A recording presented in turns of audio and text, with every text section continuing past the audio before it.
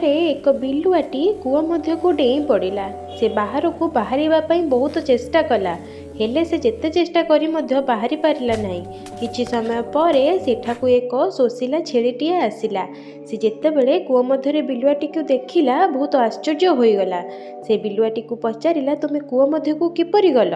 ଚତୁର ବିଲୁଆଟି ତାକୁ ଉତ୍ତର ଦେଲା, ଏହି କୂଅର ପାଣି ବହୁତ ମିଠା ଓ ବହୁତ ଥଣ୍ଡା, ସେଥିପାଇଁ ମୁଁ ଏଠାକୁ ଆସିଛି। ଛେଳିଟି ବହୁତ ଶୋଷିଲା ଥିଲା। ସିଏ କିଛି ନ ଭାବି ବିଲୁଆଟିର କଥାକୁ ବିଶ୍ୱାସ କରି କୂଅ ମଧ୍ୟକୁ ଡେଇଁ ପଡ଼ିଲା। ସେ ମନ ଖୁସିରେ ପାଣି ପିଇଲା ଏବଂ ତାପରେ ଭାବିଲା, ମୁଁ ଏଠାରୁ ବାହାରିକୁ ଯିବି କେମିତି? ବିଲୁଆଟି କହିଲା, ମୋ ପାଖରେ ଏକ ବୁଦ୍ଧି ଅଛି।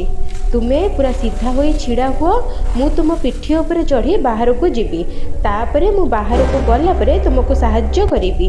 ଛେଳିଟି ରାଜି ହୋଇଗଲା। ବିଲୁଆଟି ଛେଳି କାନ୍ଧ ଉପରେ ବସି ବାହାରକୁ ପଳାଇ ଆସିଲା ଓ ଛେଳିଟିକୁ କହିଲା, ତୁମେ ପାଣିକୁ ଡେଇଁବା ପୂର୍ବରୁ କ'ଣ ପାଇଁ କିଛି ଭାବିଲନି?